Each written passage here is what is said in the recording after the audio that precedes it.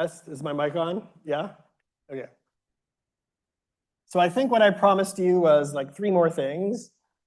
Top K, frequent items, quantiles, graphs. Okay, maybe I might have been overly ambitious. So maybe I'll get to 2, I don't know. We'll see how far we can get. Let's do top K.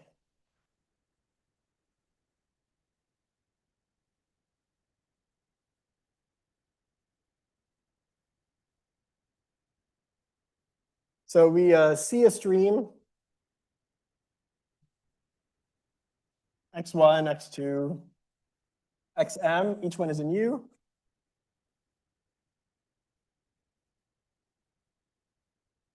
Return the top K items.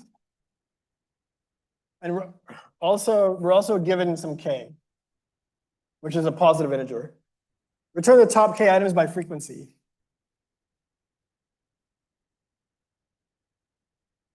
Think of even K as 1. Return to me the most popular item that, so again, I'm a search engine. This is like the first search query that came to me, the second search query, and so forth. Yeah, I guess like in the US now, everybody is talking about Trump and his tariffs. So lots of people are searching for Trump. So someone says query, what's the top item by frequency? The top item is Trump. Lots of people are searching Trump, okay? So, and U is maybe the set of all strings of a certain length, or all words in my dictionary or whatever. It turns out that even K equals 1 requires linear memory.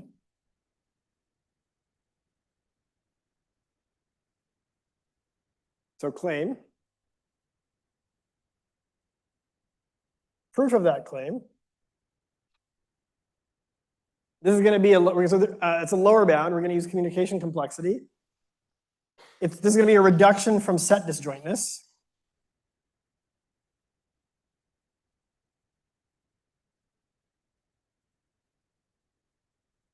Okay, so who here has heard of communication complexity?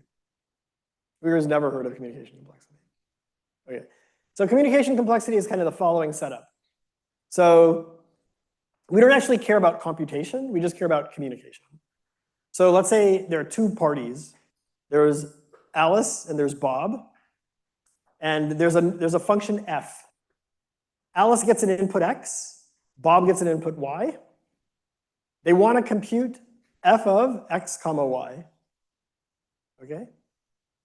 And they have to have a conversation to do it. So Alice will send a message to Bob, Bob will send a message back to Alice, they'll just start talking, having a conversation. At some point in the conversation, one of them will say, aha, now we've talked enough, I now know the answer, f of xy is 1, or f of xy is 0, or whatever.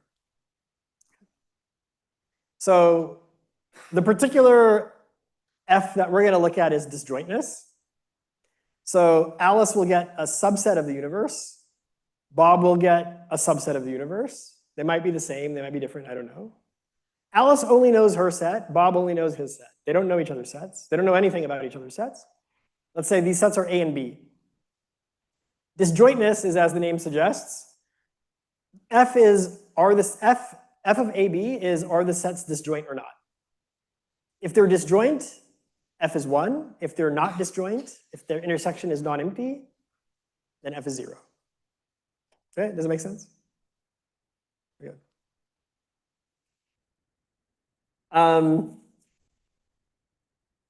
So, it's known that the communication complexity of disjointness is omega u. I'm not going to prove that, but that's a known fact. And this is even true for kind of randomized protocols. So Alice and Bob are allowed to make random decisions, and they just have to correctly decide disjointness with, let's say, 2/3 probability. It still requires omega u communication. Okay. So the point is, we know disjointness is hard. Let's say that, so let's say I had a good algorithm for the top element in a stream, the most frequent element in a stream, that, let's say, can solve k equals 1 in a stream with s bits of memory.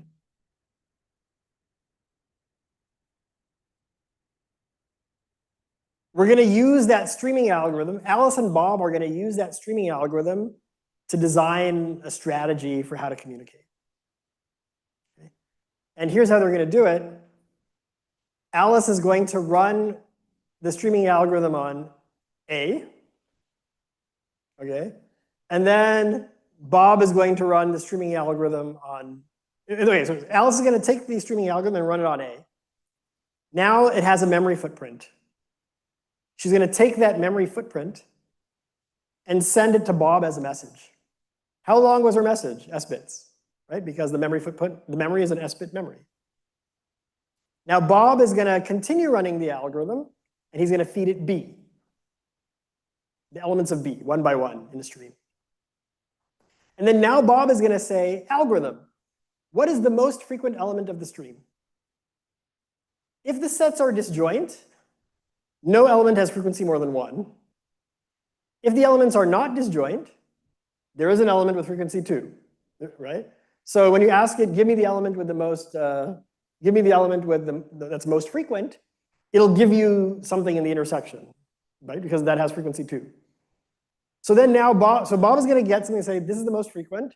And then Bob is going to go back to Alice and say, Alice, I'm curious. The algorithm told me that Trump is the most frequent. Trump is in my set. Is it in your set too? And then that's basically, you know, and then she can say yes or no, and then they basically figure out whether there's disjoint or not. So what was the total communication of this protocol? Well, the initial message was U bits.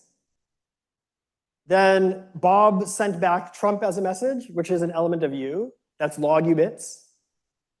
And then Alice sent back kind of one last message, which is yes or no, is it in my set or not? So the total communication is S plus log U plus 1. That was the total communication of this protocol. But we know any protocol has to use omega U bits. So this protocol has to use at least C times U bits.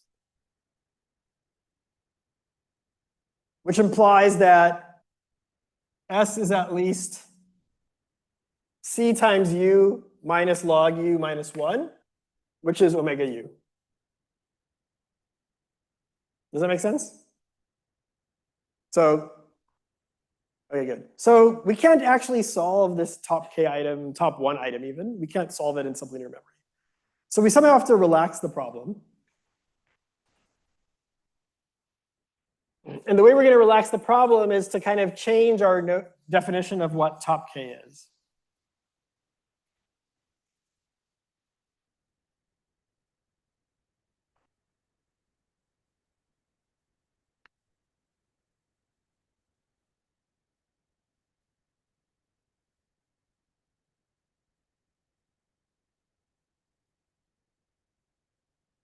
We need a weaker notion.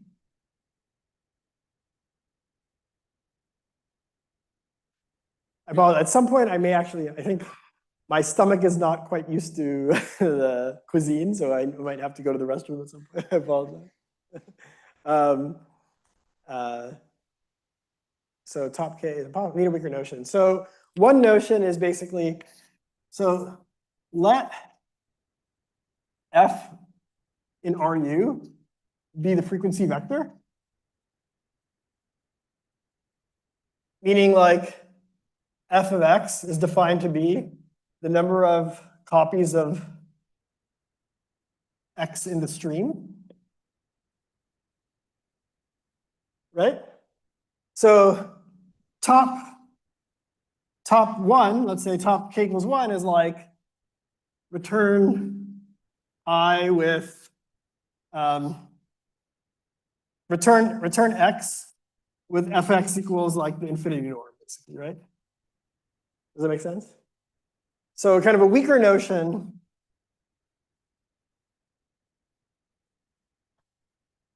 return x with, let's say fx bigger than 1/2 times the L1 norm, let's say.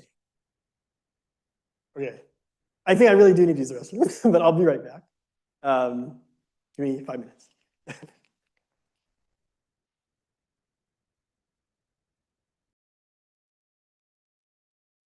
Okay, can you still hear me? Yeah, good.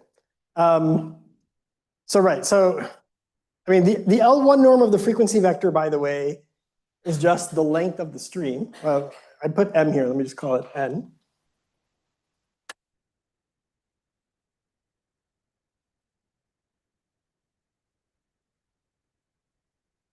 So, the one thing I can say is, return to me an element whose frequency is strictly more than half the stream.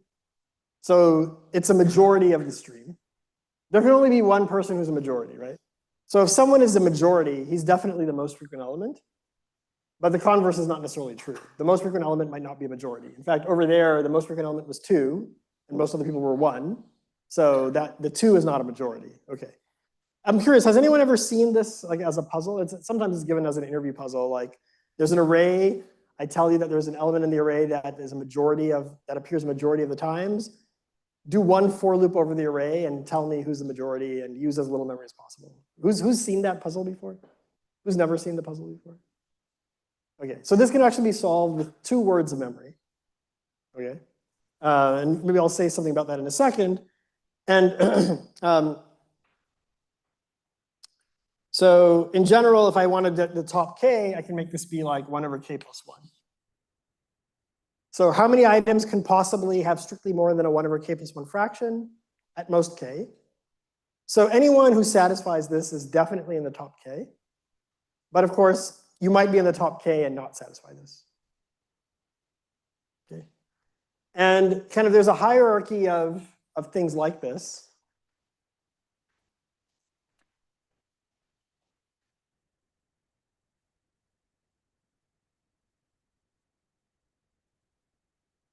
I'll say x is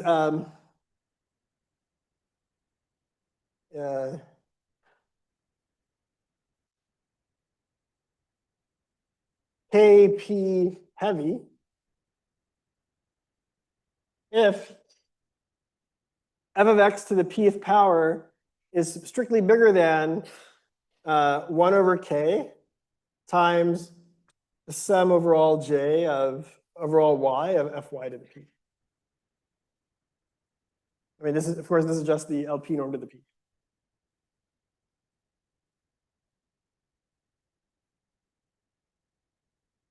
Okay.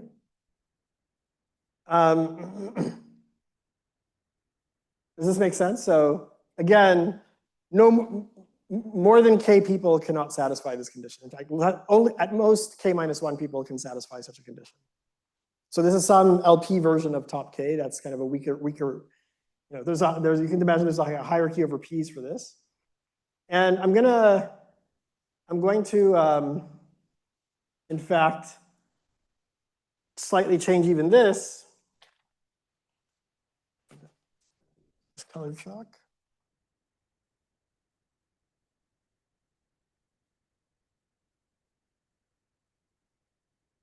Y is in the tail of f, fy to the p. And then I'll call this f tail p, tail k, the k tail. So what do I mean by the tail? I mean, imagine you take the frequency vector f and you sort its entries in decreasing order. The top k, I'm just calling the head, and everything other than the top k, I'm calling the tail. Of course, I don't know what the head and the tail are. Otherwise, that's the hard part of the problem. But just in the definition of the problem, I'm defining head and tail this way. So how many x's can possibly satisfy this kind of condition? Well, either you're in the head, and then you might satisfy it, or if you're in the tail, at most k people in the tail can satisfy it.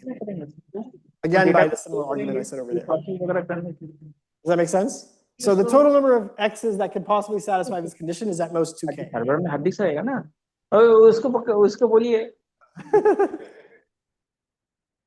Does that make sense? Yeah, questions? Okay. And I claim that this is kind of a strict hierarchy over P's.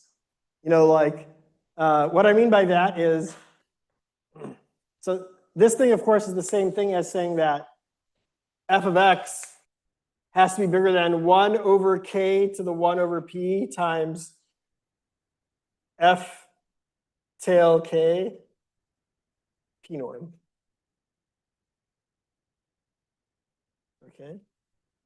And at most 2k people, no matter what p is, no more than 2k people can satisfy this. Okay. And again, if you satisfy that, you're definitely in the top 2k. Or yeah, well, let me not say that. Yeah, so no, since at most 2k people can satisfy that, if you do satisfy it, you're definitely in the top 2k. But you might be in the top 2k and not satisfy that. So this doesn't capture everyone in the top 2k necessarily. So kind of, since I'm relaxing, the thing I actually cared about was top k or top 2k or whatever, and I'm trying to relax that to a version of the problem that's actually tractable. So ideally, I want my relaxation to be as close to the true problem as possible, which means ideally I want the right-hand side to be as small as possible, because then you're still only capturing 2k people, but with as small a requirement as possible. So claim if p is less than q, let's say 1 is less than or equal to p is less than q is less than infinity, then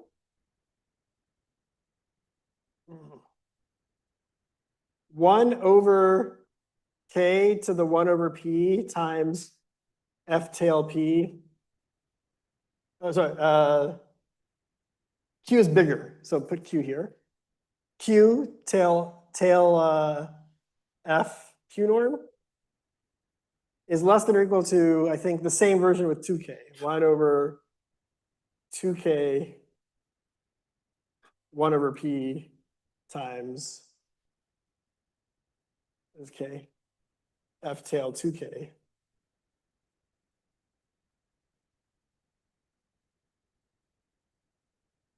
I'll leave it as an exercise to you to prove it if you want. I'm not going to prove it.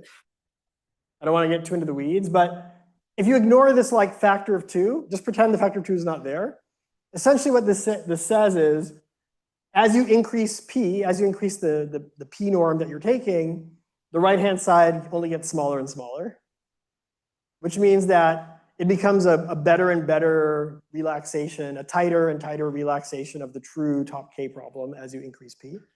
Which sort of makes sense because when p is infinity, the infinity norm basically does capture the top k. Okay, it does capture the top. Okay, and another claim, and this claim can be proven by reduction, again, from disjointness, but some like multi-party set disjointness problem where instead of Alice and Bob, you have like many players that have sets and you want to know whether there's any pairwise intersection between them. Solving LP version for k equals 1 requires omega u to the 1 minus 2 over p memory.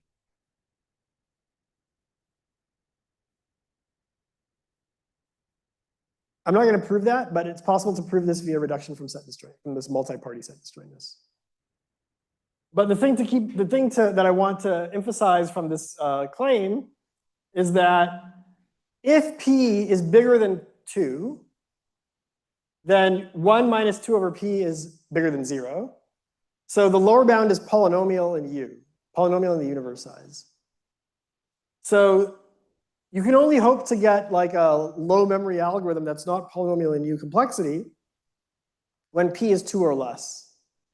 And because we know that the larger p is, the tighter the relaxation, we want p to be as large as possible, but we can't choose it bigger than 2. So ideally, we would want to solve it with p equals 2. Does it make sense?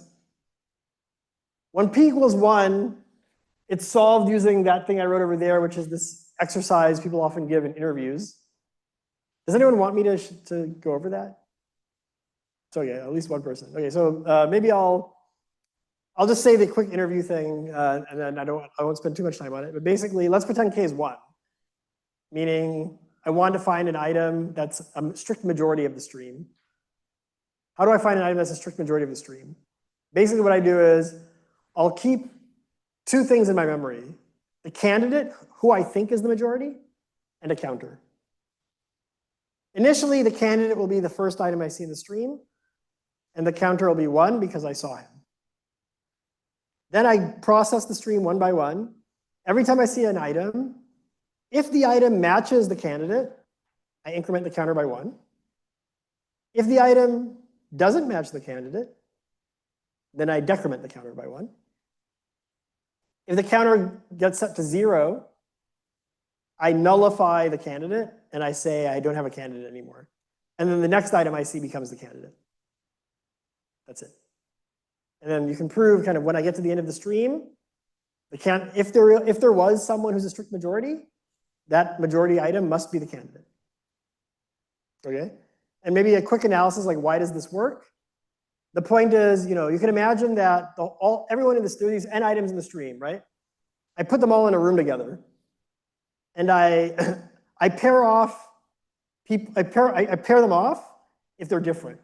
So if you and I are we're items in the stream. If you and I are not equal to each other, we get paired off, and we shoot each other and we kill each other. Okay. So kill each other basically means like one of them was a candidate, and then the other one came and decremented me or something, right? So we kill each other and we nullify each other out. And the point is, if there's someone who's actually a strict majority, he's going to be the one left over after all these pairings. So he's going to survive. I mean, so this is a very hand-wavy thing, but you can think about it, and again, it works. And then if you want to do not just the majority, but if you want to do the top k, return anyone who's like more than a 1/k fraction of the stream. What you do is you don't just store one candidate, you store k minus 1 candidates. And then whenever you see an item, if he matches any of the candidates, you increment that person's counter. If you have a free slot where there's no candidate, you just put him there and make his counter 1. If you have k minus 1 candidates and he doesn't match any of them, you decrement all of them. And then whenever someone gets 0, you kick them out. And then you can prove that if anyone is more than a 1/k fraction, he has to be a surviving candidate at the end. Similar argument does this. Now you don't pair people off. You group people into groups of k, and then they all kill each other. And you only get put in a group with people who are all different from you. Okay. Does that make sense? Sort of. I don't know. A lot of death. I'm sorry. Okay. Now, let me just say something about the L2 version. Now, how do you solve the L2 version? You can solve the L2 version using something called the count sketch. Who's heard of count sketch? Oh, most people have. Okay, good. So let me show you how to do L2 version.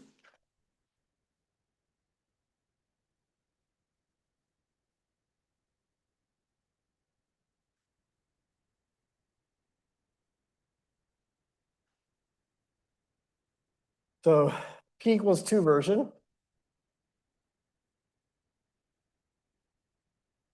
Return, let's say, a list of O of k elements, list L, which is a subset of U, such that 1, the size of L has to be bounded by some 10k, some O of k, and 2, if f of x squared is bigger than 1/k times f tail k L2 norm squared, that implies that x is an L.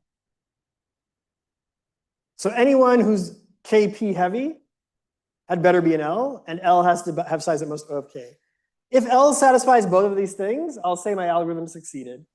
And I want that the probability that L succeeds to be at least 1 minus delta. The probability that 1 and 2 both happen to be at least 1 minus delta. Does it make sense what the problem is? And this was solved by the count sketch. And this was Charikar, Chen, and Thurich Colton. They were all at Google at the time. And this today, even today, this algorithm is still used at Google and it's still used in industry.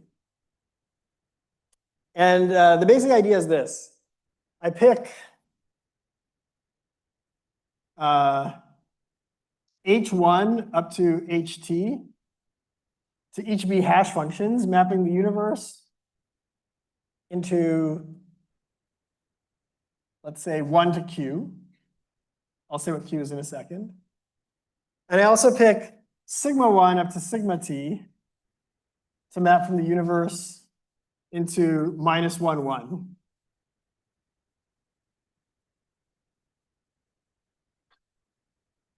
And what I can imagine is my memory will be a grid of counters.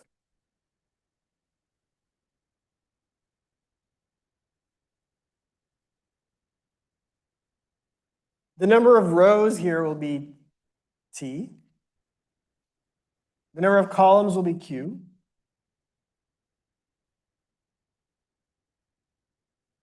And each row is like, you can think that this algorithm itself is kind of repeating a basic structure T times independently. So each row is kind of an independent copy of a data structure. And what's happening in each row is inside of a bucket, what I'm storing here is the sum over all x in the universe. Let me say it like this, actually. Let's say I see an item in the stream. I see some x in the stream. For each row, what I'll do is I'll calculate h of x, h1 of x. That tells me a certain bucket, right? H maps to Q, so it tells me a certain column. I map to that column. And then what I'll do is I'll add sigma 1 of x to that bucket. That's how I process updates in the stream. I hash to a bucket, I add sigma of x to that bucket, and I do that for each row separately. So I'll add sigma 2 here, plus sigma 2x, I'll add that here. I'll add plus sigma 3x here. And each row is using a different h, it's using a different hash function, it's using a different sigma. Does that make sense? Okay.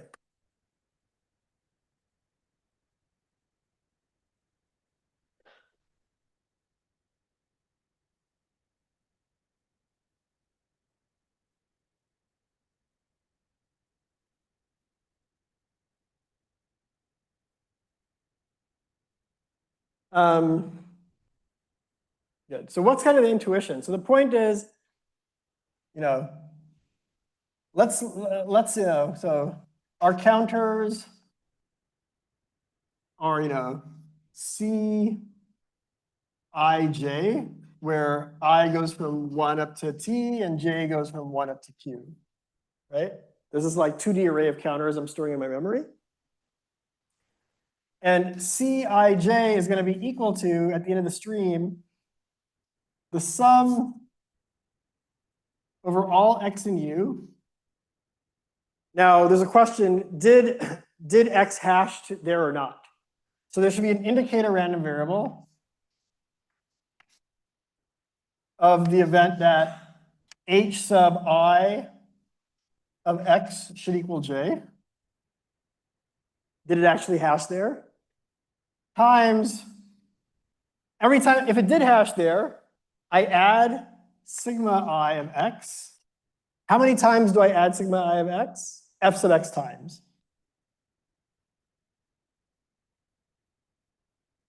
Does it make sense? So for every item that actually hashed to that bucket, I add its frequency times its random sign. Note, if I look, C of I, H sub I of x in expectation is equal to what? It's equal to f sub x times its random sign. Does that make sense? If pick any I you want, pick any row of this data structure. If I look at the ith row, and I look at the bucket that x actually hashed to, I will definitely get his frequency times his random sign. Well, I guess, okay, so this, let me actually multiply times his random sign. So sigma I x squared is 1. That goes away. Plus, I'll get everyone else who happened to collide in my bucket times their random sign, times my random sign too. But random signs have expectation 0. So all the other stuff in expectation is 0. So in expectation, I can extract an estimate of the frequency of x from any row. So an intuitive thing to do, and one can analyze all this stuff. I'm not going to do the proper analysis on the board today. The point is, I can extract an unbiased estimator of the frequency of x from this bucket, from this bucket, from that bucket, and from that bucket. So what's my final estimator going to be? I'm going to do the median.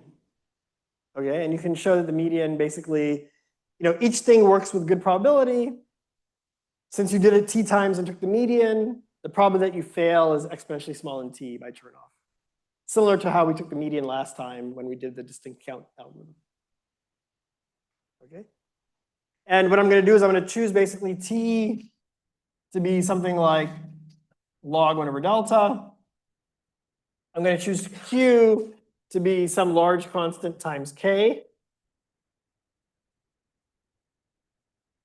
Okay. And then I'm going to make an argument that says, like, in an L2 squared sense, okay, so yes, this is the correct thing in expectation, but there is noise. How big is the noise? If I take a random sign vector and dot it with a fixed vector, kind of the standard deviation is the L2 norm of that vector, right? So that's good. We're trying to solve the L2 version of the problem. How much noise, how much of the L2 norm actually mapped here? How much of the L2 squared actually mapped here? A 1 over q fraction, right? Because again, there are q columns.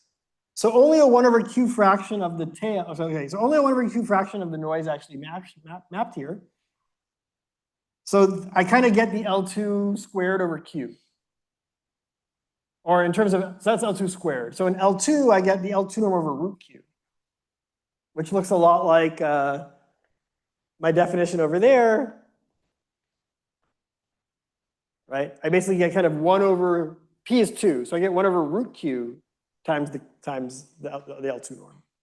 So I'll set q to be something large constant times k. Okay, let me not dwell on this. I could spend 8 minutes to make this rigorous, but I feel like it's a waste of time because there are more important things. I just want to give you a flavor for how this looks. And while I'm still in this topic of giving you a flavor of how it looks, what's my memory? My memory is basically ignoring the hash functions, which, by the way, it turns out these only need to be 2-wise independent. Remember, we're talking about pairwise independence. All the h's and the sigmas can be 2-wise independent, so they're really cheap to store. So then my memory basically is q times t. Q is k. T is log 1 over delta. If I want to solve top k, what am I going to set delta to be? How do I actually find? So what I just told you is I told you a way. I told you this basically right here is an estimate of fx. It's an estimator for fx. I told you a way to get an estimator for fx, which is unbiased, and I can take medians and make it have good success probability. But I don't want an estimator for fx. I want the top k. I want the items that are k heavy. So how do I go from having an estimator for fx, for a fixed x, to actually getting the top k? Here's what I'll do. I'll have a for loop. For each x in the universe, compute its estimate, output the x's whose estimates are at the top. What should delta be to make that work? Well, I'm computing u different estimators, one for each x. I want all my estimates to be good. so that I'm confident that the ones I identify are actually in the top. So I need delta to be kind of much less than 1 over u, so I can union bound and say that they all work. So at the end of the day, my memory is basically k times log u.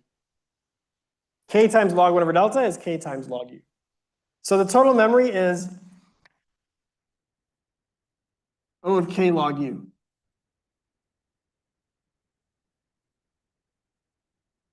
So that's the count sketch of Charlie Karchen and Farrell Colton. I'll say that the state of the art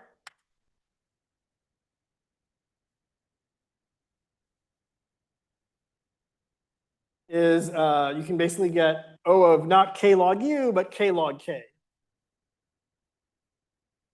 Of course, k is always at most u. So k log k is better than k log u. And this algorithm is called the BP tree. That's the name of the algorithm. And it's due to Braverman, Vladimir Braverman, Chestnut,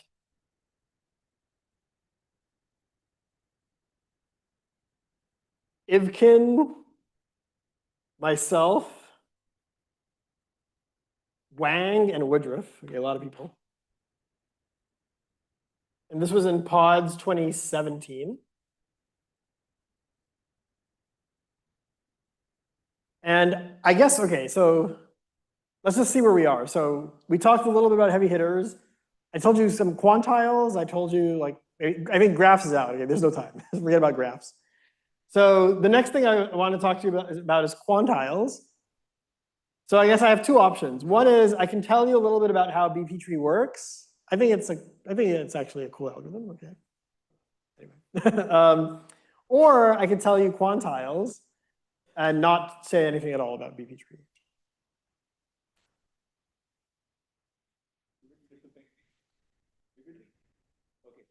You want BP tree? Okay. What? Oh, anyone else? Any other votes? BP tree. Someone. Okay, so let's do BP tree. Okay. So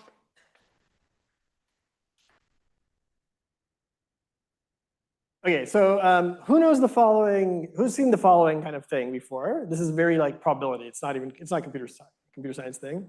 Let's say that I'm standing on the 0. I'm on the integers. Okay, I'm standing at 0, and I take a t-step random walk where at each step I either walk left or right with equal probability. At the end of t steps, my magnitude is about root t, right? Okay, but it's also true that if I ask myself, okay, yeah, so basically after t steps, my magnitude is root t, but suppose I look at the max over all intermediate time steps between 1 and t, of like what's the max deviation from the origin ever at any intermediate time step. This is also O of root t. People have seen this? Okay, who's never seen this? Right, okay, so good. I think they're the maximal principles, Levy's principle. There are names like that. And if you were naive, you would just say, okay, at every time step, what's the probability that I'm bigger than, what's the probability that I'm bigger than c root t? It's e to the minus c squared.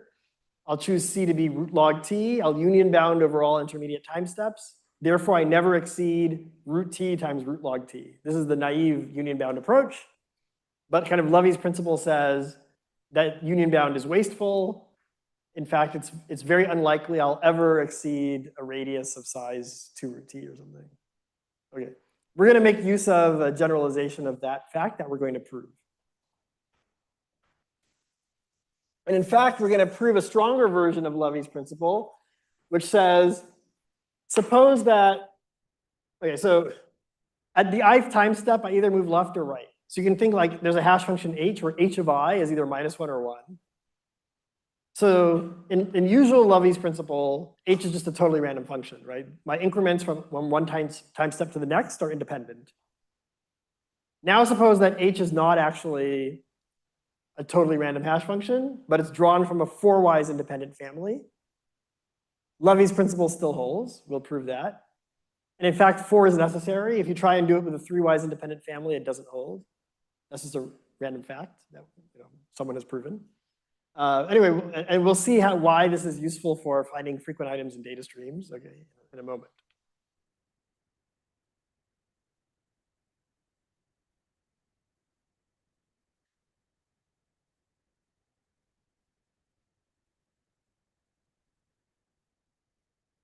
Okay, so here's kind of the way the algorithm looks. So definition, X is super heavy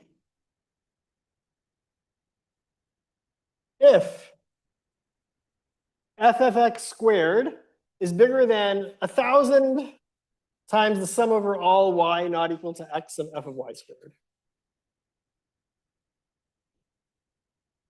So forget about the squared for a second. Let's pretend there's no squared. Like we were talking about, this algorithm that works for the majority in a stream, this interview question. Instead of 1,000, it's basically 1. So the frequency of x is bigger than everyone else's frequency combined because he's the majority. So imagine that he's not just bigger than everyone else combined, he's 1,000 times bigger than everyone else combined. And now imagine that he's 1,000 times bigger in the L2 sense after you square him. So as an example, your stream length is n, x appeared 100 root n times, 100 root n times. Everyone else appeared once. His squared frequency is 10,000 times n. Everyone else combined is n. So he's 10,000 times bigger. So in an L2 sense, he's actually super heavy. So we're going to reduce, so to solve this problem, we're going to reduce the original problem to the super heavy problem. And then we're going to show that, so, strategy is as follows. 1, we're going to reduce to O of k log k instantiations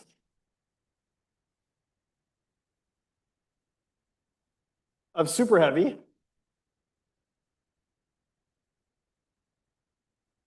And 2, we're going to solve super heavy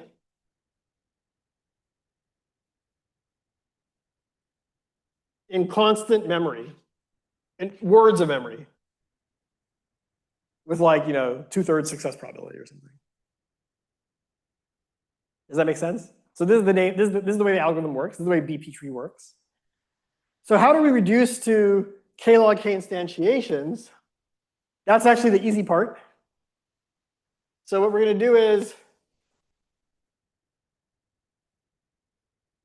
we're going to put k to be, we're going to put q to be like 1,000,000 times k or something. And we're going to have a hash function that maps the universe into q, into 1 to q. And when I see x in the stream, I'm going to compute h of x and then, map it somewhere. Each one of these boxes, inside of the box, we're going to run an instantiation of the super heavy algorithm. Okay.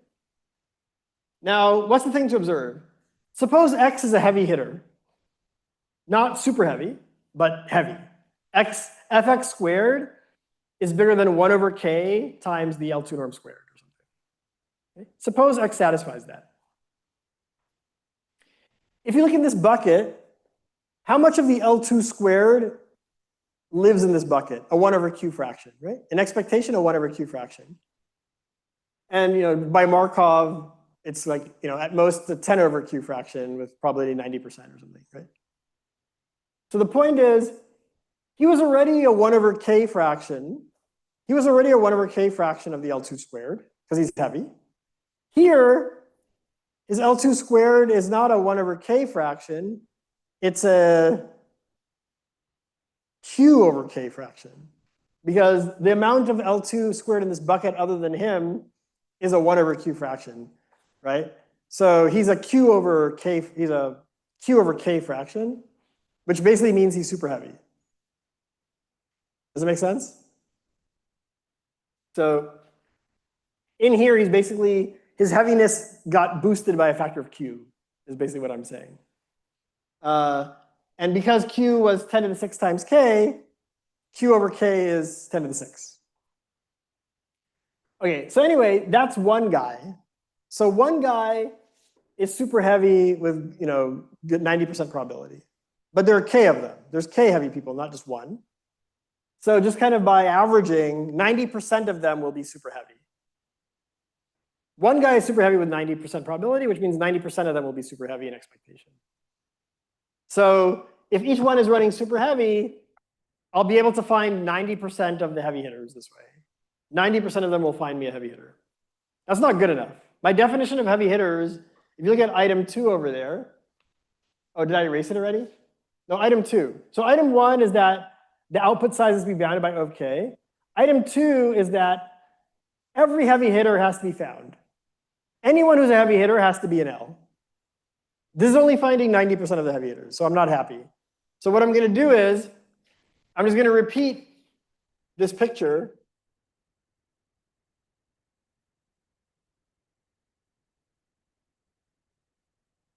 Log K times. And the point is, for any given guy who's a heavy hitter, he's found with 90% probability in the first row. He's found with 90% probability in the second row. He's found 90% probability in the third row, and so forth. Just by turn-off bound, with high probability, with probability 1 minus 1 over poly k, 1 minus 1 over k to the 10 or something, he will be found in at least half the rows. And by union bound over all of the heavy hitters, that's true for all of them. So at the end, what I'm going to do is I'm going to output my L. My L will be any item X, which is found in at least half the rows by the corresponding bucket. That's my definition of L. By construction, item 1 is satisfied over there, because there are only Q log K buckets, period. So just by counting, I can't find more than O of K elements that satisfy this. And by this union bound analysis, I will find everyone. Okay, good. So what's the total memory? It's Q, which is basically K. K times log K times the memory to implement super heavy. So that's one. Now is the main event. How do I actually solve super heavy?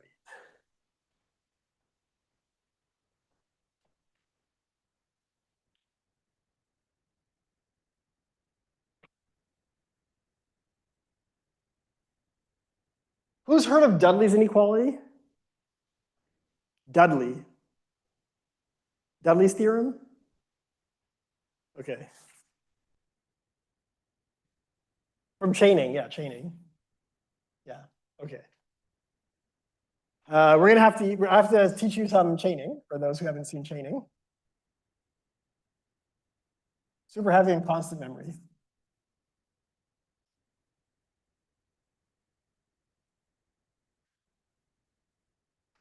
So detour, chaining. Okay, actually, I have like 10 minutes. Okay, so I have to teach you chaining in 10 minutes and then do super heavy. Okay, so chaining is basically the following thing. I have a collection of random variables, and I want to understand the expectation of their maximum. And one way to do that is to do a tail bound for each one and do a union bound. Right? So if I have a collection of random variables, I want to say that their maximum is small. I just union bound over all of them and say, by union bound, none of them is too big. Now, in some settings, these random variables are correlated, and just doing a vanilla union bound is wasteful. So chaining is kind of a way to leverage the correlations to not be wasteful. So example, like let's say that I have a collection of vectors, z1 up to like, zr in the unit L2 ball in d dimensions. And then what I do is I pick a Gaussian with identity covariance matrix, mean 0, and so G is distributed like N0 identity. And then I define kind of yi is by definition the dot product of G with Zi. So what can I tell you about G? What can I tell you about Yi? I mean, this is the sum of G of Gj Zij, right? So if I sum independent Gaussian, this is a Gaussian, basically. It's a Gaussian whose variance is the L2 squared of Z, which is at most 1 because it's in the unit ball. So this is a Gaussian with variance 1, at most 1. A univariate, a single variable Gaussian with variance at most 1. Okay. So if I look at, say, the expectation of the max,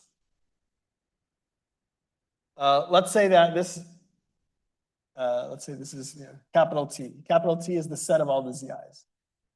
The max over Z and T of, let me call this Y sub Z. Of Y sub Z, what can you tell me about this? What can you give me an upper bound on this expectation? Yeah, so this is at most square root log R. Right? Just kind of by tail bounds, right? Are people comfortable with this? Or has anyone not seen this kind of, is anyone not super familiar with this? Right, so I mean, the point is, the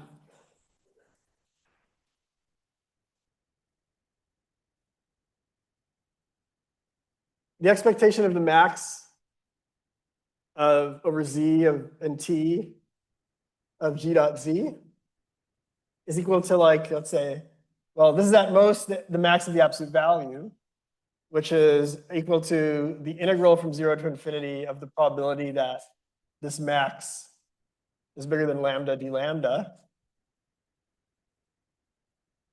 And I can break up this integral. So this is the integral from 0 to lambda star of this probability, plus the integral from lambda star to infinity of this probability, d lambda, d lambda. Now, probabilities are at most 1. So this integral I can bound by it's at most lambda star. And for this one, I can do a union bound. So what's the probability that the max is bigger than lambda? It's like, either Z1 is either Y of Z1 is bigger than lambda, or Y of Z2 is bigger than lambda, or Y of Z3 is bigger than lambda. Union bound says I can add those probabilities. So this here I can say is at most T times e to the minus lambda squared over 2 or something, right? This is like a Gaussian tail bound. So this whole thing I can say is bounded by kind of T times e to the minus O of lambda star squared. And if I balance these things out, basically the right thing to do is to choose lambda star to be root log T, root log the size of T. These two kind of balance out, and I get root log T. So I get this root log the size. This is root log the size of T. Okay, so let's now get to chaining.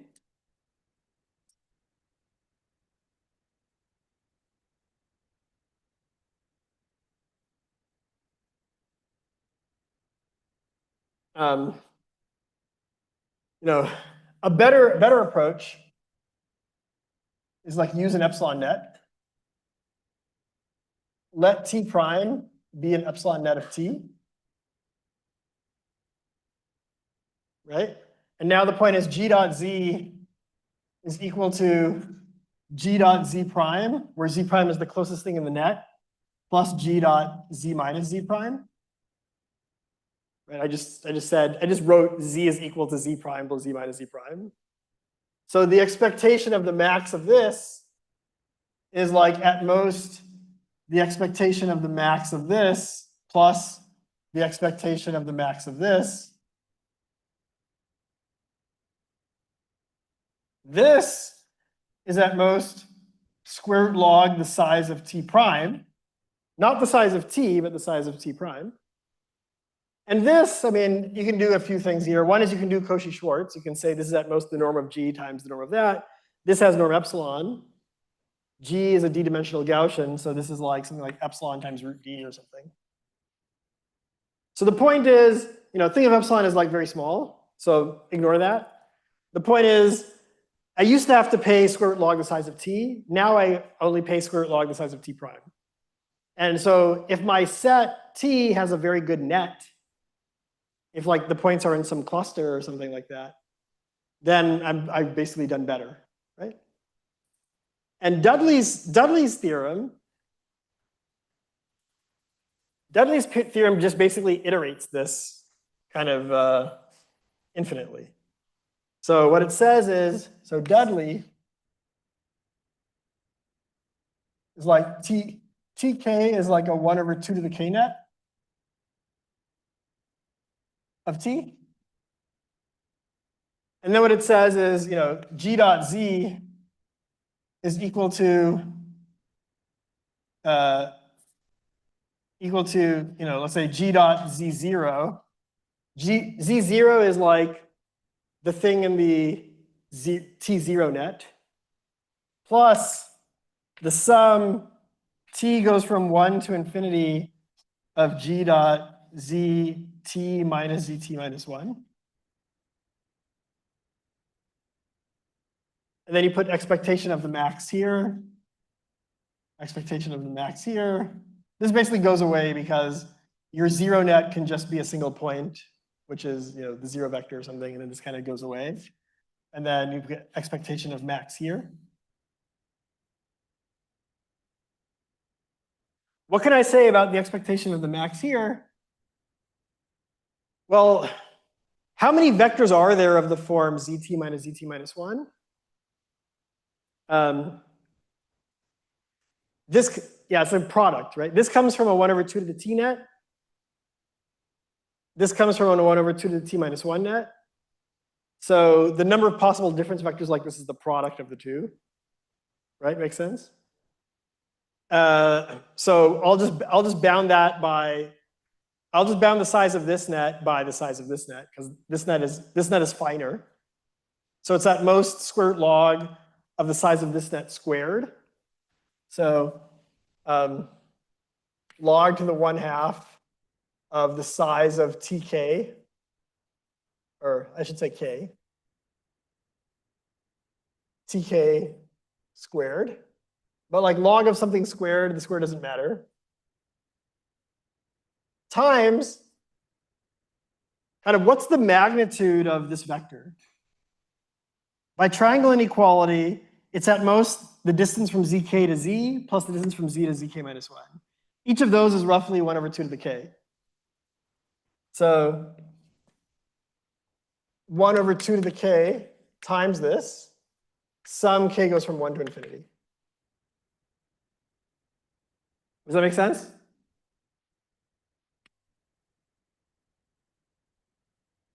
So that's Dudley's theorem. Dudley's theorem says the expected max is at most the sum over k from 1 to infinity, 1/2 to the k times square root log the size of a k net. Okay, so now, now that you've seen that, how do we use this idea for BP tree? We're going to try to learn the okay. So so now back to super heavy. Back from the detour.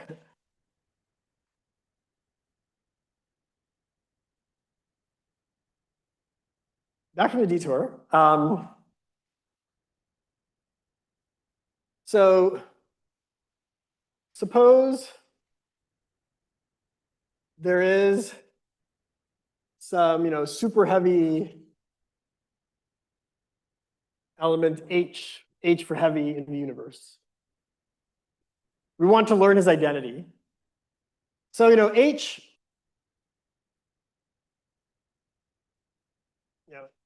H0, H1, H log U. It's a number between 1 and U. It's a log U bit number. Let's try to learn this log U bit number bit by bit. Let's first try to learn its last bit.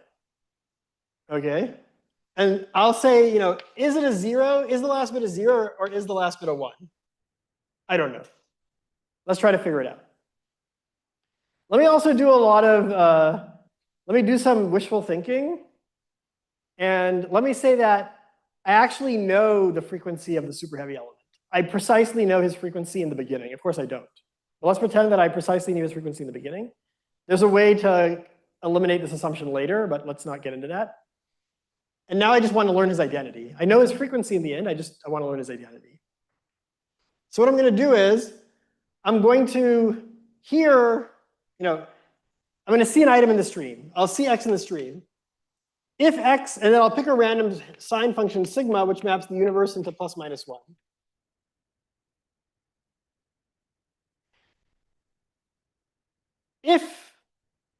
If the last bit of x is a 0, I'll add sigma of x here.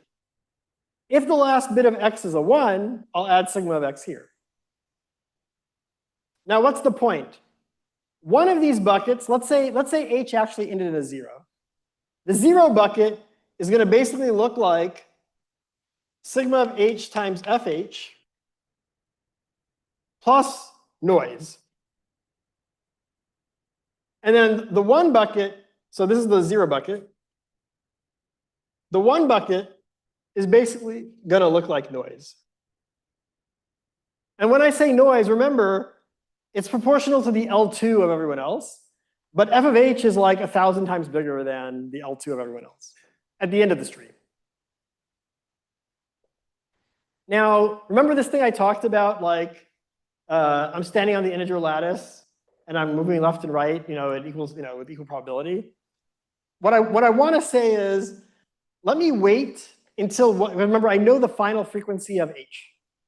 Let me wait until one of these buckets crosses 10% of that final frequency.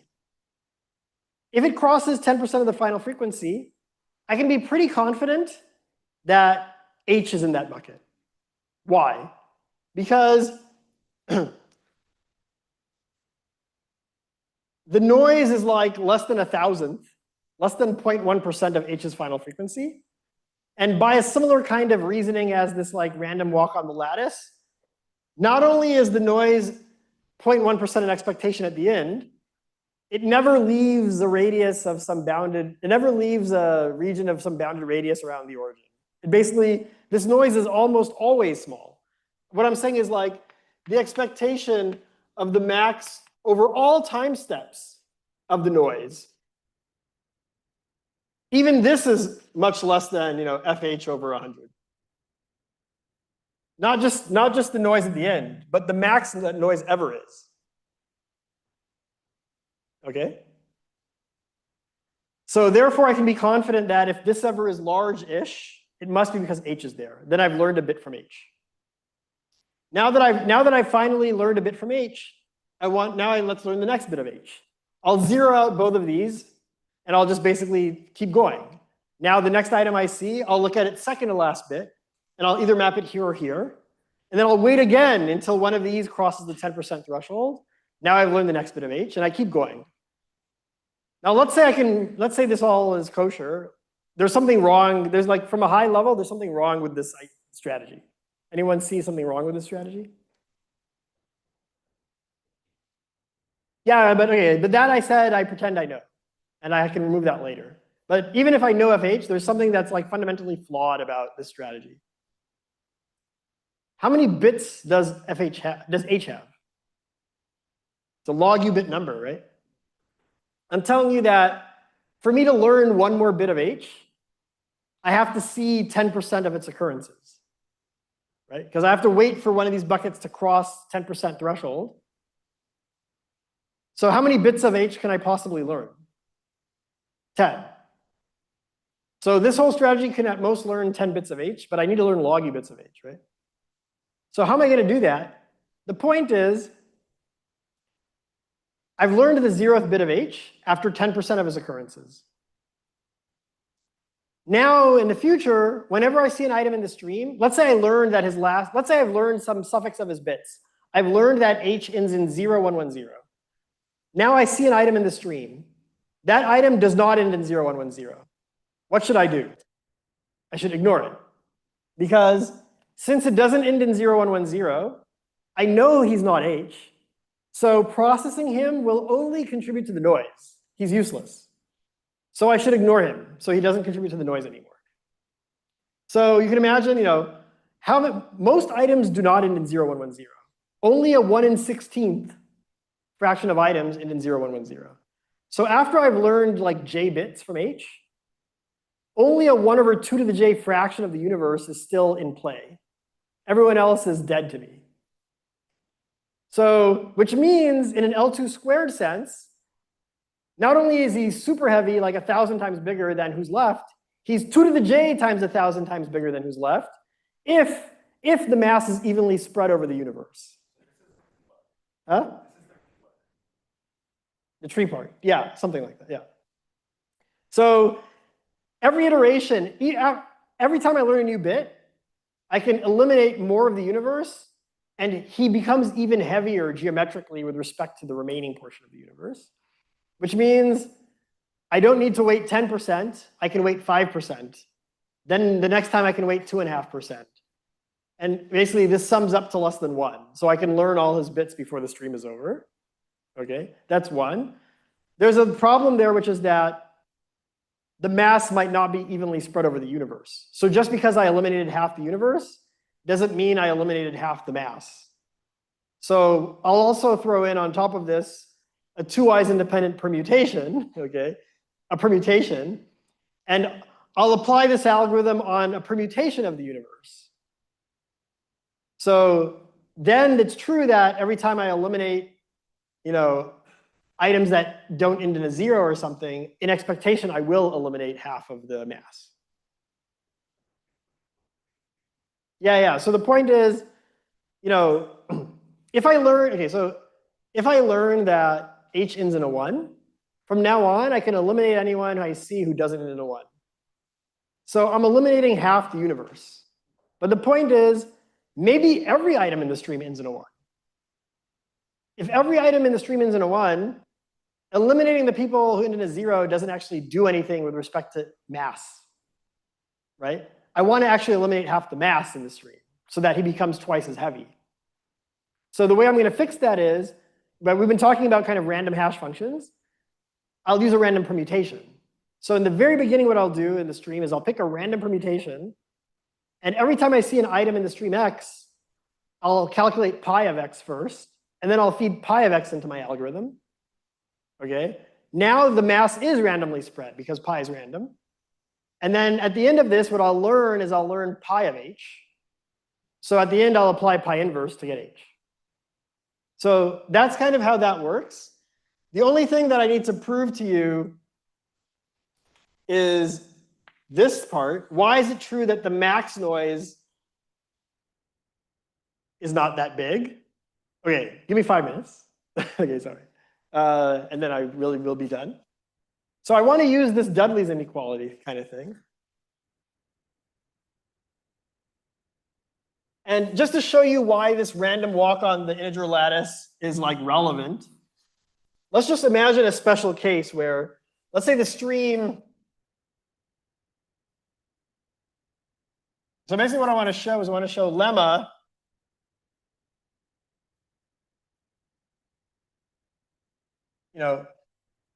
for any stream,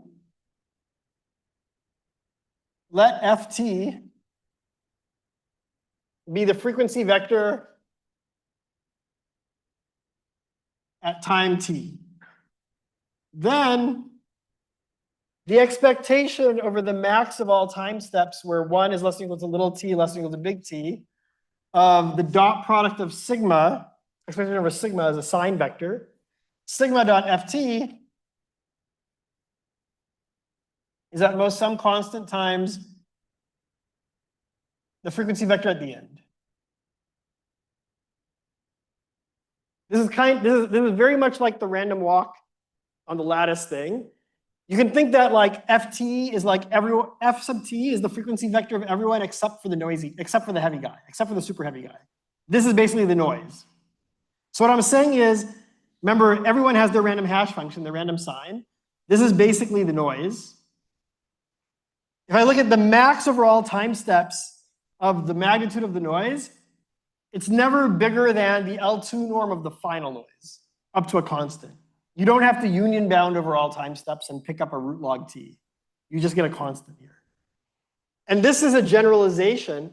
And this is true even if sigma is 4-wise independent. And let me just give you an example.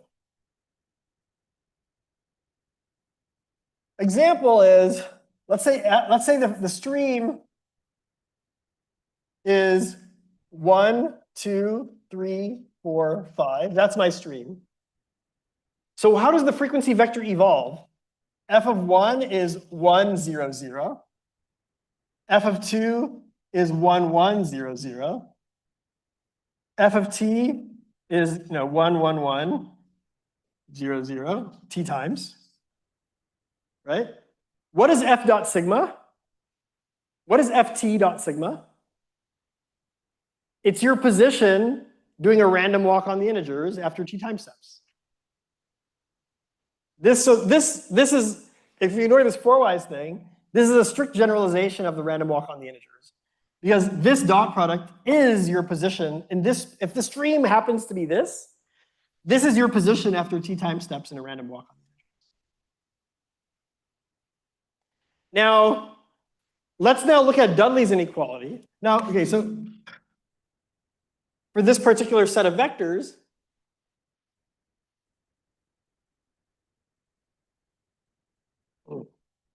let's normalize them so they all are in the unit ball. Remember, we talked about them all being in the unit ball. So let's say that Vt is equal to Ft over root of capital T. Because this guy has, at the end, has root capital T as his norm. What's a good epsilon net of this set of vectors? Basically, keep going until the norm is epsilon, and take that vector. Then keep, so basically, my net, epsilon net, is basically Vt for t equals epsilon squared t, 2 epsilon squared t, 3 epsilon squared t, and so forth. Right? Because now this is a net because for each time step that corresponds to one of these vectors, if you round it to the next time where you have a multiple of epsilon squared t, and you look at the L2 of the difference, the L2 of the difference will be at most epsilon. Which means that the net has size at most 1 over epsilon squared. So if you plug that into this formula, you get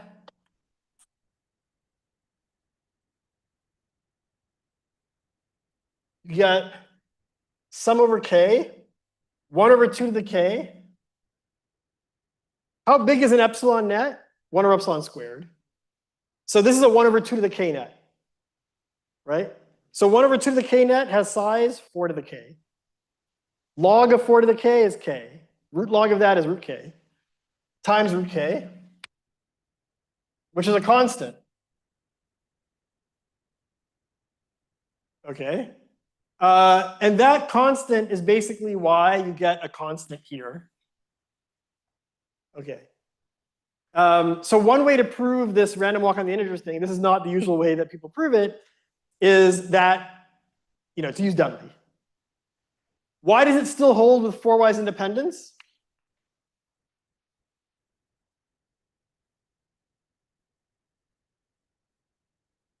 Why did you get root log? You got root log because Gaussians decay like e to the minus lambda squared. And by Khinchin, even Rademacher's dotted with a vector gives you e to the minus lambda squared. That uses full independence of sigma, right? If you have full independence of sigma, you can use Khinchin, you get e to the minus lambda squared. What if you don't have full independence? What if you only have like k-wise independence, t-wise independence? You're not going to get e to the minus lambda squared. You're going to get some kind of polynomial decay, where the degree of the polynomial depends on what moment you used. Now look at this. This root k came because you got e to the minus lambda squared there, and you had this really good root log thing. Now, okay, I really should wrap up. People have to take the bus. But the point is, this kind of decays too fast. Even if this root k were not root k, even if this root k were like 1.5 to the k, it would still converge. And you can basically make that happen with bounded independence, just because you don't need such a good quality of decay. Okay, so sorry, I ran over time.